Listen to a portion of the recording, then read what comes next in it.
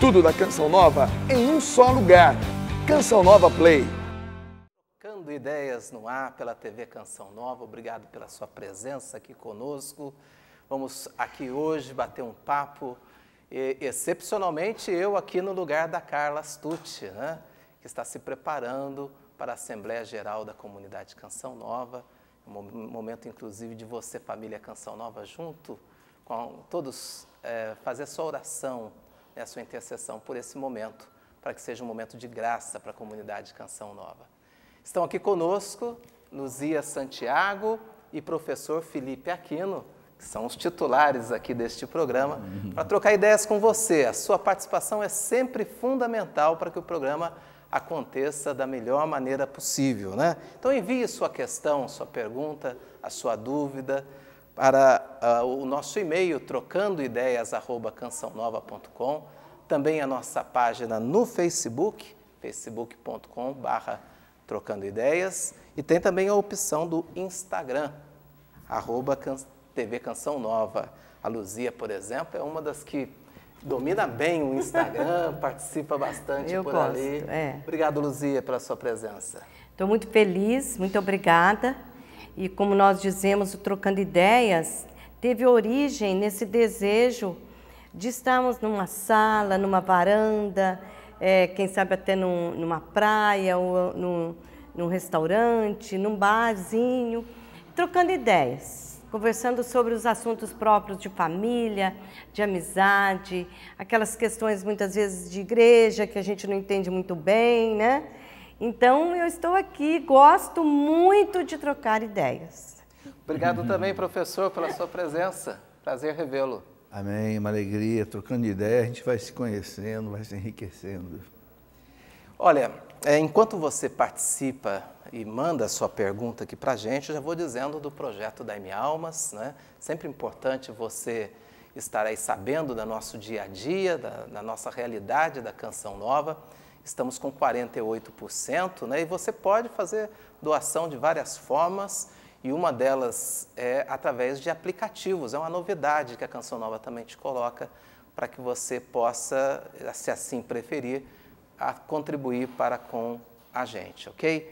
Não esqueça, né, dessa luta constante da Canção Nova de evangelizar através dos meios de comunicação, de suas obras sociais e também dos seus encontros. Daqui a pouco eu vou falar aqui sobre alguns encontros que estão programados para breve. Oswaldo, eu posso falar um pouquinho do projeto Dai-me Almas? Claro. Eu, inclusive, hoje já postei no Instagram, né, essa porcentagem que você falou, 48%, porque é importante nós, não só como comunidade Canção Nova, mas todos aqueles que abraçam essa causa de evangelizar a grande família Canção Nova, divulgar a porcentagem, porque muita gente, até quando encontra na rua, no supermercado, em casa, a pergunta que já vem é: quanto que nós chegamos hoje?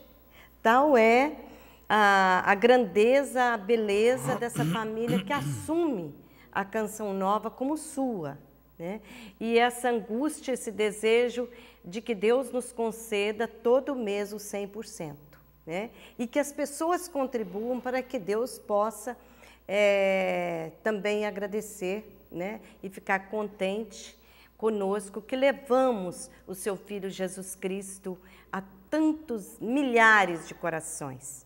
E quero dizer assim, quando você, exemplo, vê num Face, numa rede social, num Twitter, num Instagram, assim por diante, vamos compartilhar, porque assim vai multiplicando. E ao mesmo tempo vamos cutucando as pessoas para que nós possamos ajudar para chegar aos 100%. Porque esse 100% para a Canção Nova é muito significativo, importantíssimo, é a manutenção de cada dia desta grade de rádio, de televisão, nesses encontros, retiros, para essa manutenção diária. E aqui eu quero agradecer muito ao padre Bruno, da comunidade Canção Nova, que está assim, vestiu a camisa, né? que está à frente, vestiu a camisa. Muitas pessoas dizem, eu gostaria que o Monsenhor, o Padre Jonas Abib, o Eto, a Luzia, estivesse fazendo o apelo. Mas é tão bonito ver um padre, um sacerdote da Canção Nova, novo, jovem, assumindo, vestindo a camisa do projeto da Minha Alma, como outros também, mas ele estar à frente e querer estar à frente. Então é bonito ver que todo dia de manhã ele já coloca ali nos vários grupos, né, do WhatsApp, né? Família Canção Nova amada, nós chegamos, né, a isso, eu acredito, vamos lá. Então, assim como ele nos encoraja, vamos também nos encorajar uns aos outros para que a Canção Nova continue cumprindo a sua missão através dos sócios evangelizadores e daqueles que contribuem, fazem a sua doação espontânea. Eu já começo agradecendo, porque hoje é um dia importante para nós contarmos com você. Obrigado, Luzia. Vamos começar com a primeira pergunta para o professor Felipe Aquino. A Karina de Freitas de Belo Horizonte, que faz a seguinte pergunta. Tem uma irmã evangélica que questiona comigo sobre a passagem de Deuteronômio 5, 8 e 9. Capítulo 5, versos 8 e 9, que fala sobre os ídolos. Professor. Então, há uma questão aí que é mal interpretada. O que a Bíblia diz? Que nós não podemos fazer imagens de ídolos para adorar. Isso é muito claro, né? Por exemplo, o povo judeu, quando Moisés estava lá no Monte Sinai, né? Lá no Horebe, recebendo de Deus, né? Toda a lei, etc. Tal, Moisés se demorou e o povo fez aquele bezerro de ouro. Quer dizer, o povo queria ter um Deus assim visível. Só que Deus não é visível, Deus é puro espírito. Então o povo como que encarnou Deus num bezerro. Aí Moisés ficou louco da vida, né? Destruiu aquele bezerro, inclusive com as próprias tábuas da lei, né? Por quê? Porque era um ídolo, né? E o ídolo, ele não tem poder nenhum. Que poder que tem um objeto feito de ouro, de metal, ou gesso, que for, né? Então, Deus sempre proibiu fazer imagem de ídolos. Agora, o que a igreja faz não é ídolo. O que a igreja faz são imagens de santos, né? A imagem do próprio Cristo, que não é um ídolo, é o próprio Deus. E por que a igreja autoriza a imagem, por exemplo, do Cristo? Porque o Cristo se encarnou, ele assumiu um rosto humano. Então, o grande doutor da igreja, São João Damasceno, dizia, agora é lícito a gente representar o rosto de Deus. Por quê? Porque Deus se fez carne, né? Em Jesus, né? E uma prova exatamente de que não é proibido fazer imagens, né, de santos, tá? Para venerar, não para adorar, porque não são ídolos. A prova é que o próprio Deus mandou que Moisés, está lá no livro do Êxodo, muito claro, Deus mandou que Moisés fizesse a imagem de 2 querubins e colocasse em cima da Arca da Aliança, que era o que para nós hoje é o sacrário, onde Deus tinha mandado Moisés colocar ali o maná do deserto, a vara que ele fazia, aqueles milagres com as coisas, fazia aqueles varas, né? E depois tem muitas outras passagens que eles fazem imagens de bois que encenavam nas cortinas do templo. Então, a grande confusão é essa, né? Não fazer imagem de ídolos. Nós não podemos parar na frase, não fazer imagem. Porque uma meia-verdade é pior do que uma mentira, certo? Se eu disser para você, olha, Oswaldo, não se pode comer comida estragada, certinho. Mas se eu disser para você, Oswaldo, não se pode comer, e parar aí, você vai morrer de fome. Ou seja, a meia-verdade é pior que a mentira, entendeu? Então, isso precisa ficar bem claro. Tanto assim, que a igreja estudou essa questão da imagem no ano de 789, no segundo concílio ecumênico de Nicéia. Nicéia é uma cidade lá perto de Constantinopla.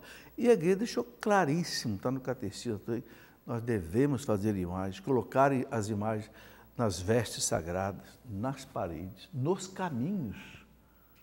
Por isso que você pega a Europa cristã, é toda cheia de imagens, né? Uma característica de Roma, né? Várias então, quer dizer, na frente das porque casas. Desde o ano 789, que já tem 1.200 anos, que a igreja estudou esse assunto e nunca mais estudou. Porque a igreja já sabe que quando o Espírito Santo ensina para uma coisa, é uma vez só. E é para sempre. Obrigado, professor. Eu gostaria de falar algo que, dentro do que o professor Felipe falou, que é autêntico, puro, verdadeiro da nossa igreja, mas talvez para ajudar um pouco nessa nossa reflexão, caminhar mais um pouquinho, eu noto assim, que o que nós precisamos fazer também, nós que já temos um caminho, entendemos isso que o professor falou, ajudar na catequese, principalmente para nós católicos. Por quê? Porque há muitos católicos ainda que têm ali uma mesa, um altar cheinho de imagens, de 5, 4, 10, Nossa Senhora, e reza para todas as Nossas Senhoras como se cada uma fosse diferentes. A mesma coisa, chega na igreja, ao invés de ir ao sacrário, já se ajoelhar diante do Deus vivo e verdadeiro, vai lá na imagem, né, e fica ali, né, rezando na imagem, como se aquela imagem fosse Deus, né? Ou então fosse Nossa Senhora, ou se fosse o anjo Miguel, né? Então, eu vejo que é muito importante essa pergunta, essa questão que essa moça nos trouxe. Karina. A Karina, porque realmente, Karina, eu penso que nós precisamos trabalhar muito nessa questão da catequese das imagens.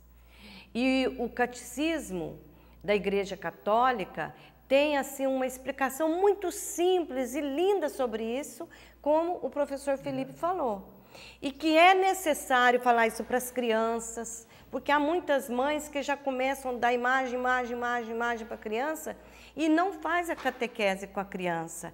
E isso faz com que essa criança ela cresça também na ignorância.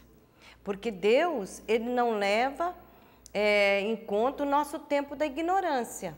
Mas nós precisamos sair da ignorância. Sair da ignorância, não é?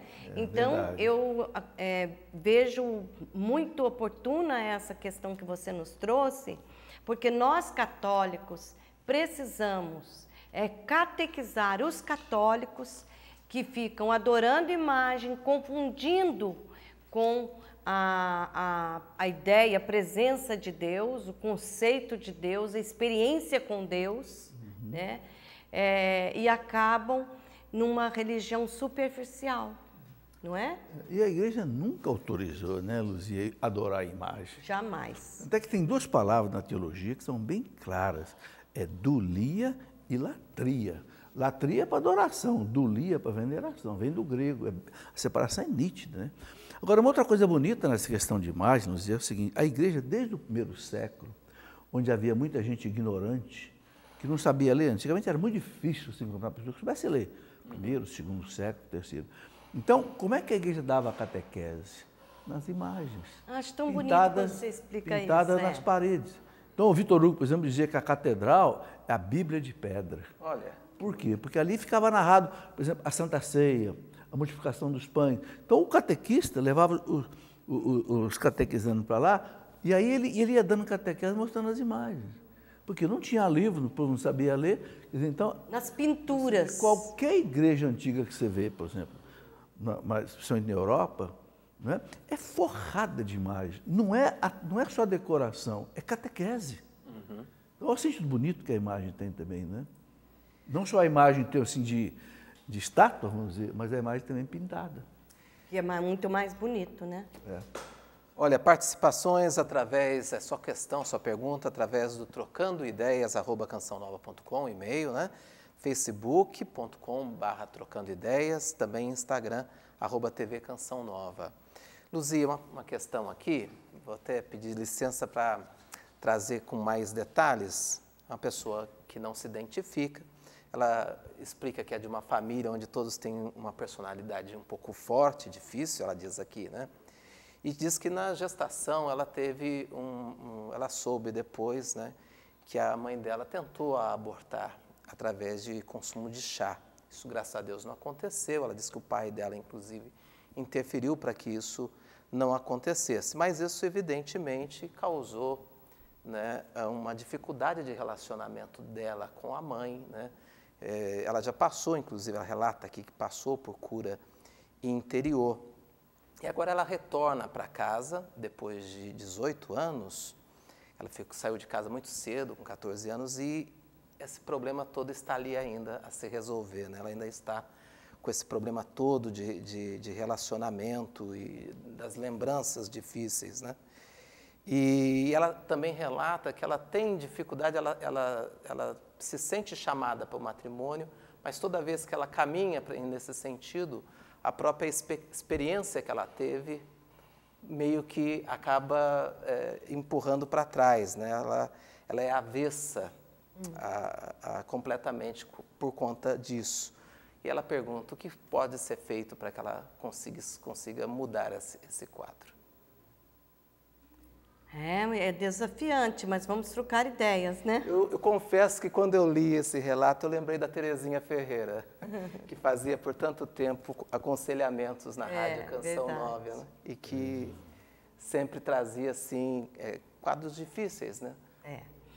Mas eu penso que não é tão difícil, porque é vida. E vida fala de luta, vida fala de amor, vida fala de ódio, de rancor, de traumas, de marcas, mas de libertação, de cura, de bênção, né? Então é algo que muitas pessoas têm experiências semelhantes, mas torna-se diferente quanto à nossa reação. Veja bem, se eu posso conversar um pouquinho sobre isso aqui com vocês. E principalmente você, não sei se disse o nome? Não, ela pediu anonimato. Principalmente você, eu digo assim, a primeira coisa me veio assim, você disse que já fez várias curas interior. A cura interior, ela é algo para a nossa vida inteira. E eu gosto muito quando o Padre Léo coloca sobre a cura interior, que a cura interior não é somente quando alguém ora para nós.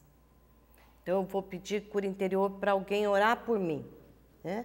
Nos grupos de oração e tudo mais. Mas a cura interior acontece em nós todas as situações da vida. Deus está nos curando. É Deus que vem em nosso auxílio e está na nossa história desde o ventre da nossa mãe. Nós temos falado sobre isso aqui no Salmo 138, especialmente Jeremias 1, né, 2, que nos diz essa delicadeza de Deus manifestar que Ele estava ali, né, nos tecendo no ventre da nossa mãe. Então, a cura interior, minha querida, é algo que vai se dar e que vai depender de você, de mim, né? De cada um de nós.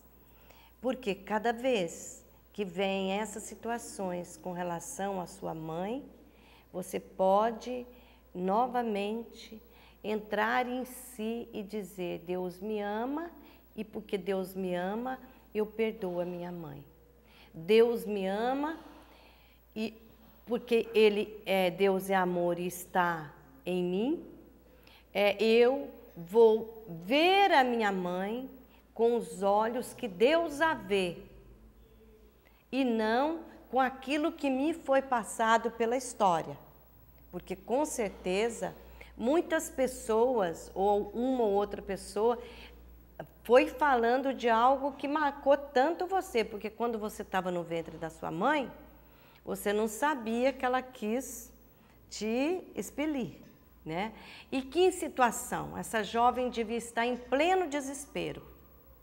Mas depois, graças a Deus, entrou aí a intervenção do seu pai, que ajudou a sua mãe a superar, e você veio à luz.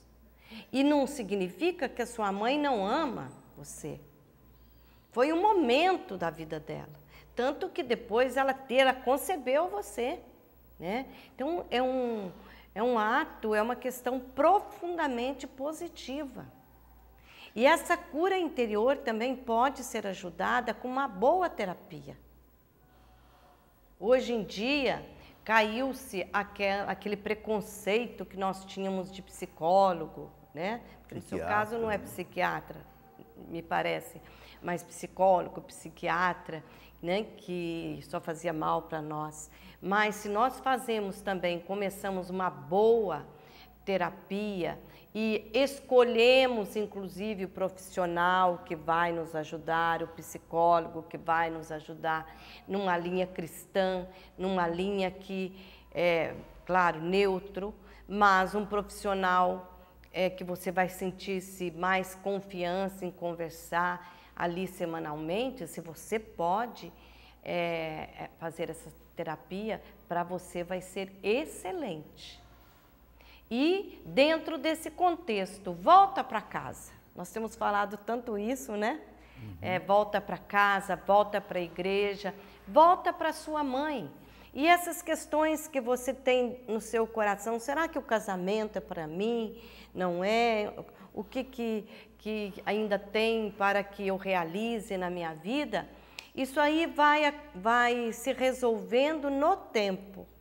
Porque também não adianta nós corrermos atrás de um marido ou de uma esposa, né? Porque muitas pessoas que aparecem na nossa vida não é aquela mais propícia que Deus tem para nós. Mas também não devemos ficar fechados a um relacionamento profundo, a um futuro casamento. Porque eu conheço pessoas já de 40, 50 anos que se casaram e que foram profundamente felizes, né? Que são profundamente unidas e o casamento foi uma bênção para essas pessoas. Então, cada pessoa é uma pessoa, eu vejo que você está numa aventura muito linda da vida, porque são desafios, você está entrando na maturidade, caminhando, saindo da juventude para entrar numa vida mais madura, em que você vai encarar as situações da sua vida como algo desafiante de todos os dias, mas com esperança. A vida está aí e a vida sempre nos traz boas surpresas. Professor, quer? E olha, assim, uma coisa que a experiência mostra com clareza é que a maioria das mulheres que abortam ou que querem abortar é por desespero. Porque é antinatural uma mãe querer abortar seu filho.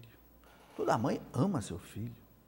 Agora, infelizmente, a agressividade do mundo, as contrariedades do mundo, os problemas, levam, infelizmente, muitas mulheres, às vezes até desamparadas, né?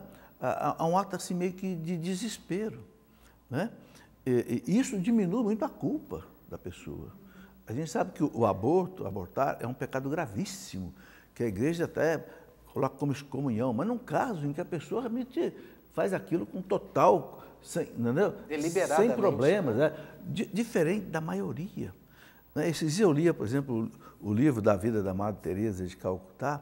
Ela encontrava crianças jogadas no lixo, vivas, e levava lá para a casa dela. Né? Quer dizer, qual é a mãe que tem a coragem de jogar um filho no lixo? É desespero. A mãe está morrendo de fome, a criança também. Quer dizer, entende? Então, eu digo isso para ela porque isso tem que ajudar ela a perdoar a mãe. Entendeu? E se ela não perdoar a mãe, ela não vai se libertar disso. Nunca. Não vai se libertar. E outra coisa, você é jovem, olha para frente, não fica mais olhando para trás. Uma coisa terrível na vida das pessoas é a pessoa ficar olhando para trás. A gente não tem mais como mexer no passado, a não ser Deus. Então entrega para Deus, reza, frescura interior. Agora, olha, graças a Deus você está viva, tem uma vida pela frente. Pronto, vai viver essa vida agora, não olha mais para trás, não.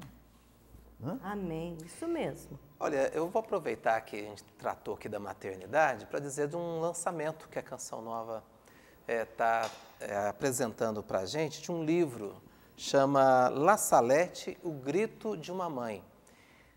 Inclusive a Ângela, né, que esteve aqui nesse final de semana no evento Mães que Oram pelos Filhos, né, é uma das autoras desse trabalho.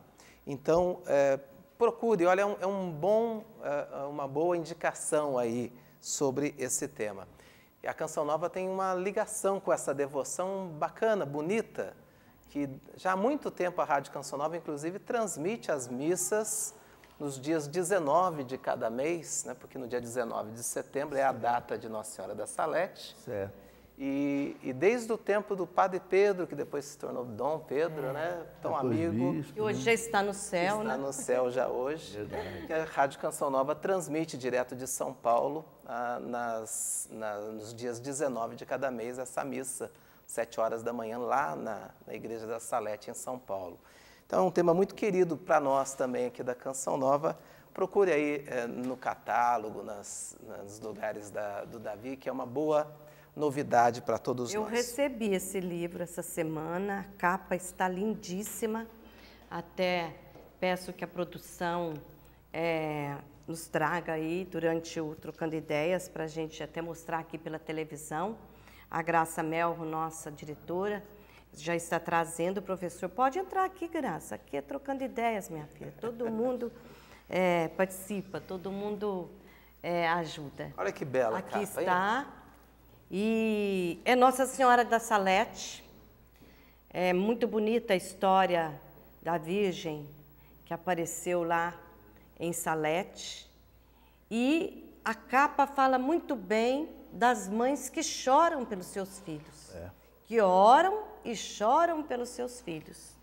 E aqui está o grito de uma mãe, dentro de testemunhos, orações, para que nós possamos dar até de presente para os Dias das Mães. Aí está uma boa indicação. Oportunidade. Né? Eu conheço muito bem a Ângela, a Ângela que escreveu, a Ângela Ábido e Padre Daniel Aguirre. A Ângela é uma lutadora, inclusive ela assumiu por um bom tempo a loja da Canção Nova em Vitória, né? E todas essas grupo de amigos em Vitória, no Espírito Santo, e ela assumiu, ela é uma literária, essa luta pelas mães, mães que oram, mães que gritam ao Senhor, é o grito de uma mãe a Deus. Então você pode adquirir aqui pela nossa loja Canção Nova, pelo nosso site, e aí o Oswaldo dá melhor as dicas para você adquirir. Nós temos aqui na loja Canção Nova, temos nas lojas onde estão as missões Canção Nova, nas nossas frentes de missão. Né? Até quero mandar um grande abraço para todas as frentes de missão, onde está a Canção Nova por todo o nosso Brasil, Portugal, em outros países. E como o Oswaldo estava dizendo, porta a porta. Isso. E na nossa loja virtual. Exatamente. Entra lá na nossa página, na cançãonova.com. Lá logo em cima já tem a opção da loja, né? E lá você encontra esse belíssimo trabalho, mais um, né? Livro La Salete, o grito de uma mãe. Vamos para mais uma pergunta aqui, agora para o professor Felipe Aquino. É alguém de uma cidade que o senhor tem muito carinho, lá de Itajubá. Opa! A Jéssica. A velha Itajubá. E eu tenho muitos parentes em Itajubá.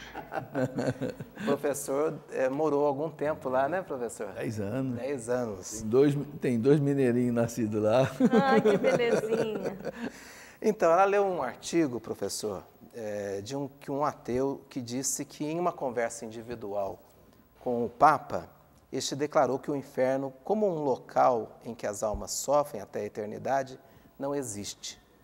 Que o que ocorre é que as almas que não vão para a graça de Deus simplesmente desaparecem. O Vaticano declarou que não foram essas as palavras do Papa. Como lidar com essa informação? Não foram mesmo. O Vaticano, né, o porta-voz do Vaticano, deixou bem claro que o Papa não disse isso. Infelizmente, o jornalista lá, que é o dono deste jornal, né, ele colocou isso dessa forma. Por que o Vaticano desmentiu? Inclusive, o Papa já fez outros pronunciamentos falando do inferno, falando da existência do inferno. Inclusive, essa exortação agora, recentemente, ele falava da ação do demônio e tudo mais. Claro. Né? Quer dizer, o Papa fala tanto do demônio, né? Eu nunca vi um Papa falar tanto do demônio igual esse Papa. É impressionante. Ele fala, nesse documento dele, acabei de ler ali, nossa, ele fala assim, quase que vários parágrafos. E ele fala, não brinquem não com o demônio. Se vocês acharem que ele não existe, vocês vão se danar. Ele não é uma ideia, ele é uma pessoa. Exatamente. Quer dizer, então, claro, se existe o demônio, existe o inferno. Agora, o que o Papa colocou em uma outra vez é o seguinte, que às vezes a visão que a gente tem do inferno é uma visão deformada, entende? Então, não é fácil entender céu, inferno e purgatório. Então, o que o Papa quer dizer é o seguinte, às vezes há uma visão completamente errada. No fundo, qual é a única coisa que o Catecismo da Igreja fala sobre o inferno? Assim, o inferno é você viver sem Deus para sempre. É um inferno coisa mesmo. Pior? Quer dizer, é a frustração absoluta. Por quê? Porque nós fomos criados para Deus. Deus é a felicidade. Se você perder Deus por culpa própria, e aí tem que ser culpa mesmo, Deus vai te dar todas as chances. E a pessoa não quer mesmo, bom, Deus respeita a liberdade. Por que existe o inferno? Porque existe a liberdade. Deus não pode tirar a liberdade da gente, senão a gente não é imagem e semelhança dele. Então, mas o Papa nunca disse que não existe o inferno, de jeito nenhum. É dogma de fé, está nos documentos da Igreja, especialmente no Catecismo. Agora, o que o Papa que ele quis colocar, eu penso, ele quis colocar uma Talvez explicação mais adequada, que eu acho que o jornalista né? interpretou errado e colocou isso. Agora, o importante é que houve um desmentido, claro, do Vaticano. Lu, quer comentar alguma coisa? Não, está claríssimo. Perfeito. Acabou de chegar. E até é bom essa pessoa que fez a pergunta, né, ou ela quis nos ajudar aqui, né, para defender o Papa, eu percebi isso, né? Conhecer essa nova exortação, exortação apostólica, né? Isso, sobre a santidade. E alegrai, né? O termo em português. Alegrai-vos e exultai. Alegrai-vos e exultai. Nas primeiras páginas, ele já vai falando sobre isso que o professor Felipe falou. É um documento bem pequeno, eu falei sobre esse documento semana passada, do Papa Francisco, que está na internet e qualquer pessoa pode, né, fácil de ler. Ali está a informação e é bom também dizer a nós, cristãos, e aqueles que não são cristãos, quem sabe que estão nos acompanhando, né? Seja bem-vindo, você que está nos acompanhando pela primeira vez, quem sabe, procurar na internet documentos da Igreja, né? Exortação apostólica do Papa sobre a santidade, e assim nós vamos conhecendo o pensamento do Papa. Isso. E conhecendo o pensamento do Papa, estamos conhecendo o pensamento da Igreja, como o professor Felipe falou, na fonte. Na fonte. Sem a mídia, às vezes, distorcer alguma coisa, né? E é um documento belíssimo, Luzinha. Inclusive, num dos meus programas da Escola da Fé, eu vou fazer um programa inteiro explicando alguns pontos mais importantes do documento. Porque, infelizmente, muita gente não lê, né? Mas, pelo menos, eu vou pegar aqui uns pontos mais importantes. Ele fala coisa... Sabe, o que ele fala da santidade ali é o que a gente vem falando desde o Concílio Vaticano II. O Papa, nesse documento, ele tira o católico do comodismo, da tibieza, da estagnação, entendeu? E tira de uma maneira assim muito convincente, muito clara. O Escola da Fé do professor Felipe Aquino é quinta-feira, 9h, né? É uma oportunidade de se aprofundar a respeito desses assuntos que às vezes a gente toca aqui de forma mais rápida no Trocando Ideias. Chega uma pergunta agora aqui do Face, do Charles Pontes. Sempre coloca aí o lugar de onde você está, porque fica mais legal da gente apresentar você aqui, ok? Ele pergunta qual a diferença entre padre carismático e padre não carismático. Quem faz as honras? Olha, na linguagem do povo, o que está caracterizando esse padre carismático? É um padre que exerce os carismas, né? Então, é um padre que normalmente ora em línguas, reza pelas pessoas com imposição de mãos, e canta com alegria e tal, né? É o que o povo chama de padre carismático. Quer dizer, está tudo certo, né? Não está fazendo nada de errado, né? E é um padre que anima a comunidade, né? Por exemplo, os padres aqui da Canção Nova são carismáticos, né? Evidentemente que na obediência da igreja, na obediência ao magistério, está aí, né? Olha, tanto Luzia como eu, como você, há mais de 40 anos nós estamos aí caminhando na renovação carismática católica. Nós somos testemunhas que a renovação carismática católica ela renovou a igreja. Isso é inequívoco, inegável. Você vai a qualquer missa hoje no Brasil inteiro, as músicas que se cantam é música que vem da renovação carismática católica. É inegável. E foi o povo que fez essa mudança, entendeu? Quer dizer, tanto Luzia como eu participávamos dos encontros com o Padre Jonas desde lá de 1974, 75, por esse Brasil afora aí. Quantas vezes esses nossos estádios aí com 50 mil pessoas, 40, aqui mesmo, Canção Nova. Então, os padres carismáticos são padres que abraçaram essa renovação espiritual, né? Então, é isso. Agora, há muito padre muito bom que não teve a oportunidade de ter essa experiência, mas é aquele padre muito bom também. A gente também não pode, né, ficar fazendo aí uma separação entre um e o outro, não, né? Evidentemente, tem alguns que rejeitam a renovação, e eu acho que rejeitam porque não conhecem. Porque se conhecesse, a renovação é fundamentalmente católica. Ama o Papa, ama a Igreja, ama a adoração ao Santíssimo, gosta de rezar o terço, ama a Eucaristia, a confissão. A renovação é eminentemente católica, senão nós nem estaríamos nela, não é? Mas, então, é preciso levar isso com cuidado, né? E resumindo, né, como o professor Felipe falou, a diferença é que os padres carismáticos, eles fizeram alguma experiência com a renovação carismática católica. Exatamente. O que é a renovação carismática católica? É esse movimento que Deus suscitou na igreja, como o Papa Francisco, o Papa João Paulo dizia, o nosso São João Paulo II dizia que Deus suscitou essa primavera na igreja. E essa primavera são os movimentos, desde lá os focolares, ou quem sabe até ainda antes. E dentre desses está a renovação carismática católica, que completou aí 50 anos, graças a Deus. E que faz essa experiência profunda de uma renovação espiritual por intermédio da efusão do Espírito Santo. O Espírito Santo que nós recebemos no batismo, no sacramento do batismo, o Espírito Santo que nós recebemos como confirmação na crisma, mas que nós deixamos, vamos dizer assim, florescer em nós com os dons espirituais, os dons carismáticos. E esses padres, mesmo que não fizeram assim de uma forma formal, né? Eles nasceram em lares, muitas vezes na família que era carismática, né? Meninos, né, que vão entrando Meninos que foram entrando nos grupos de oração. Também. E estão aí os grupos de oração formando muitos jovens que futuramente, com certeza, serão sacerdotes carismáticos, isto é, abertos a essa graça da renovação carismática católica, do batismo no Espírito Santo. E os outros são aqueles que muitas vezes são conservadores, mas de profunda espiritualidade.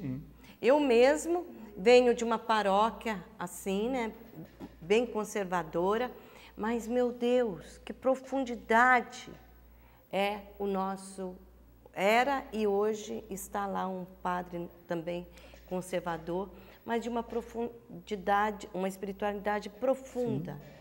Que são várias formas que o próprio Espírito Santo usa na igreja, porque, por exemplo, a minha mãe era muito carismática, o meu pai já era mais conservador, né? E assim por diante. Então, para atender cada cristão, cada pessoa, Deus suscita nos tempos, né, as graças do Espírito Santo para aquele povo necessitado, ou para aquela realidade daquela região, né, ou daquele país, daquela nação, para o mundo.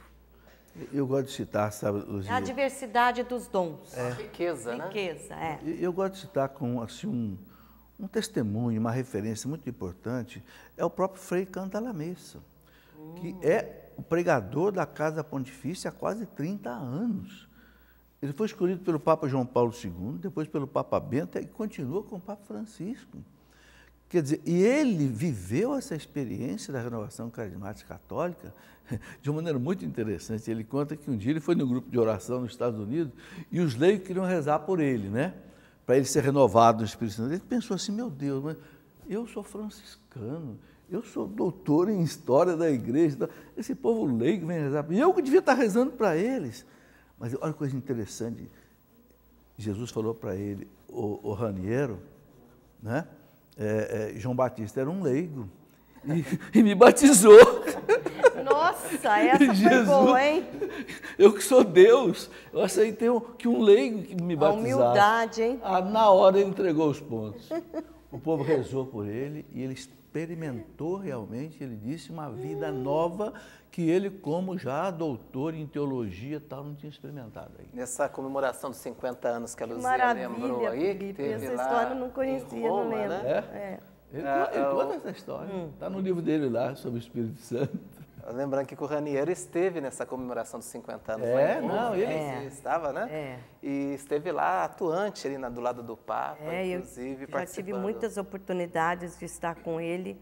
É profundamente franciscano e profundamente carismático. Inclusive, ele, para mim, é a pessoa que mais entendeu o que é a renovação carismática católica. Ele fala, é mais que um movimento, é uma corrente de graça. Aliás, agora a gente nem fala mais de movimento. Foi bom você ter trazido isso. Igreja, né? É uma corrente de graça. É o Espírito Santo, ele não pode ser fechado no movimento. Bacana. Ele é para toda a igreja, ele tem que renovar tudo. E você que está gostando desse tema, olha, eu queria aqui indicar, porque nós vamos ter um acampamento sobre Pentecostes. Um acampamento que vai acontecer de 18 a 20 de maio, quando a igreja vai estar vivendo justamente a festa de Pentecostes. Então, de 18 a 20 de maio, marque aí. Se você puder vir até Cachoeira Paulista e participar, vai ser uma alegria recebê-lo aqui, né, na nossa chácara de Santa Cruz, no Santuário do Pai das Misericórdias, no Centro de Evangelização. Mas também, se você não puder, você deixa marcado na sua agenda e acompanha aí, claro, através dos nossos meios de comunicação, da rádio, da televisão e também da internet, ok? Vai ser um prazer você estar conosco. Luzia, tem uma pergunta aqui, também mais uma pessoa que pediu anonimato. Sim. É engraçado, para mim sempre anonimato. É que são às vezes questões que tratam da vida íntima da pessoa, né? Ela está aqui relatando que tem um filho de 29 anos que bebe muito e que agora ela descobriu também que não é só a bebida, mas também outras drogas, né? E ela não sabe como agir, né? Porque ele não a respeita. E ela se culpa um pouquinho porque ela diz que foi uma mãe muitas vezes ausente e sem paciência. Agora ela tem medo de pedir ajuda para a família dela, porque ela acha que a família dela vai se afastar ainda mais dele nesse quadro e ela acha que vai ficar mais complicado ainda. Então ela pede, por favor, uma orientação nesse quadro. O que fazer? O que fazer? Eu penso que sozinha é sempre mais difícil, né? Isso, sozinha sempre é mais difícil. Pode responder. Eu acho que você está bacana. Vamos lá. Eu acho que a primeira coisa que me veio à mente é que se às vezes a gente ficar sozinho numa luta como essa, é muito difícil. E às vezes, se você não acha que a sua família pode ajudar, de repente é possível que um grupo de oração possa, ou que um grupo de AA possa te ajudar, não é? Mas veja, esconder da família é muito difícil. Nós todos aqui somos família, graças a Deus. Porque é uma pessoa que chega e diz para um tio, para um irmão, para um colega, para um primo, e acaba que a família sabendo, né, da situação. E nada melhor do que a transparência, né? O Padre Jonas fala muito da importância de nós sermos transparentes e não guardarmos, não ficarmos com entulhos no coração. Porque, veja bem, isso está sendo difícil para você ruminar, para você gerir, e ainda mais sem o apoio da sua família. É claro que, por um momento, talvez, a família fique brava, né? Era comum, né? Um tio, alguém que a mãe, o vô, fala, mas eu não acredito que isso possa estar acontecendo na nossa família. mas nós criamos tão bem, logo... Mas acontece, nós somos família. E em família, tudo pode acontecer. O importante é não ficar escondendo, porque quanto mais esconde, mais abafado você vai ficar. Mais sentindo-se sozinha, como o Oswaldo falou. Agora, uma outra coisa que eu acho que é o essencial aí, quando você diz, talvez eu não fui uma boa mãe. É algo que muitas mães e pais ficam se flagelando, porque eu não fui uma boa mãe, eu não fui um bom pai. No seu caso, porque talvez, dentro de você está dizendo, eu não fui uma boa mãe, eu fui omissa. Mas eu me pergunto assim, quem sabe ser mãe? Quem sabe ser pai? Porque a gente aprende. E não adianta agora nós ficarmos buscando culpas. Quem tem culpa disso? Agora é hora de salvar esse jovem. Como salvar esse jovem? Você deu aí algumas pistas, né, Oswaldo? Grupos de AA, grupos de terapia de dependentes em drogas, mas também vamos aqui ver juntos como que nós temos buscado ajuda e tantas pessoas com esperança têm visto seus filhos, né, e seus parentes saírem das drogas ou até perdurarem, né, anos e anos naquele vício. Eu conheço uma família, tive até um testemunho de um casal muito amigo, também não vou falar o nome aqui, que sofreu profundamente com um filho dependente de drogas. E essa família tem um poder aquisitivo grande, então foi internando em clínicas, e nunca tinha solução. Esse jovem saía, ele fugia da clínica, ele muitas vezes tentou tirar a vida. E agora há pouco ela me disse, numa das mensagens que ela me mandou uns 2 meses atrás, Luzia, eu mando a fotografia do meu filho com a filha dele, que hoje já é adolescente, né, namorando, e que, sem que nós percebêssemos, o nosso filho, com mais já de 40 anos, conseguiu se livrar das drogas. A esperança. Voltou para o seio familiar.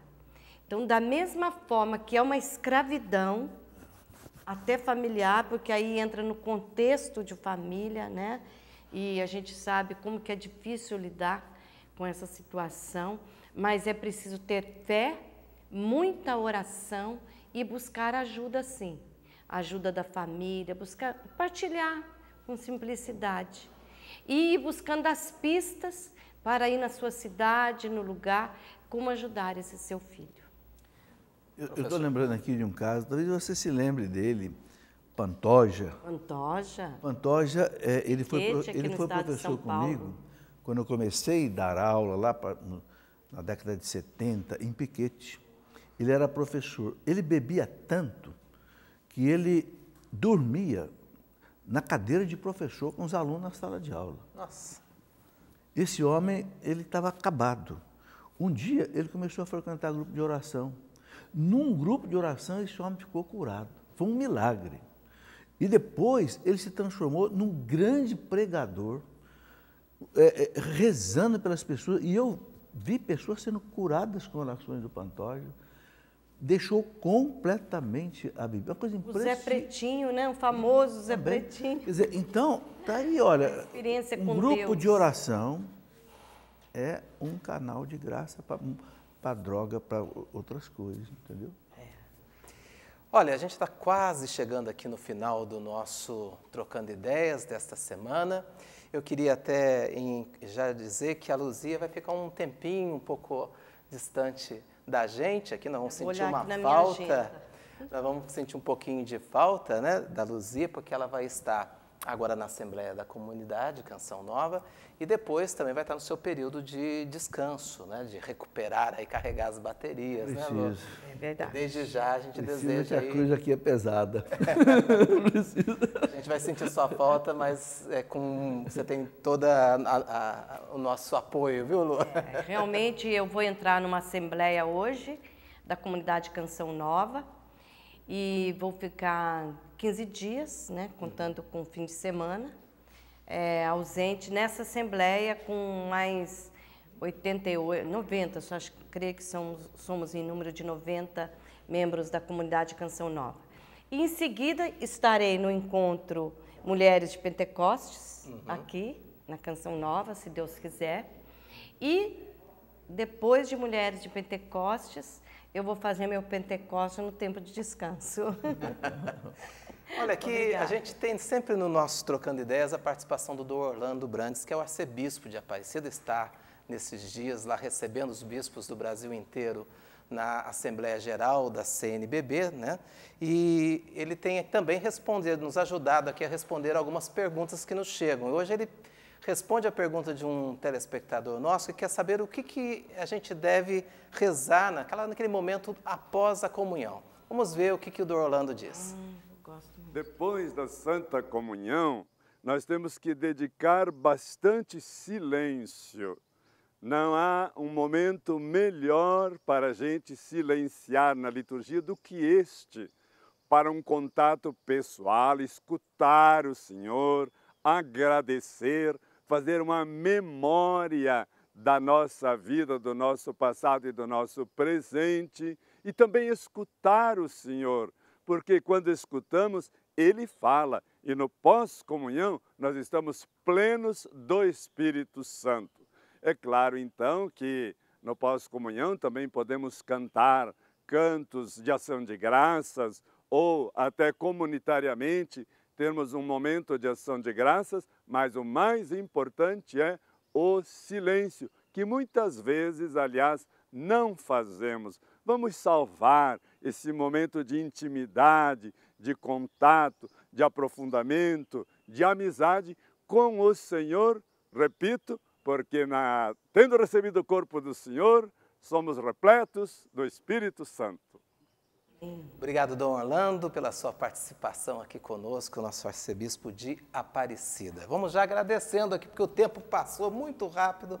Infelizmente, já está na hora da gente encerrar. Luzia, obrigado pela sua presença. Eu quero agradecer a Dom Orlando, porque para mim foi tão boa essa resposta dele, que eu vou colocar em prática. Eu tenho feito esse exercício, mas a sua palavra assim, foi tão clara para nós, especialmente nós que temos a comunhão, graças a Deus, diariamente. Então, muito obrigada, vou estar unida com vocês e eu quero assistir o Trocando Ideias. Estarei lá participando. Obrigado, Lu. Obrigado, professor. Dá um abraço a todos que nos acompanharam. Lembrando que o professor está amanhã, quarta-feira, no seu horário habitual, no Pergunte e Responderemos, e 4 da tarde, né? E depois na quinta, no Escola da Fé, às 9 da noite. Obrigado a você pela companhia. Até uma próxima oportunidade. Até semana que vem, se Deus quiser. Tchau, gente!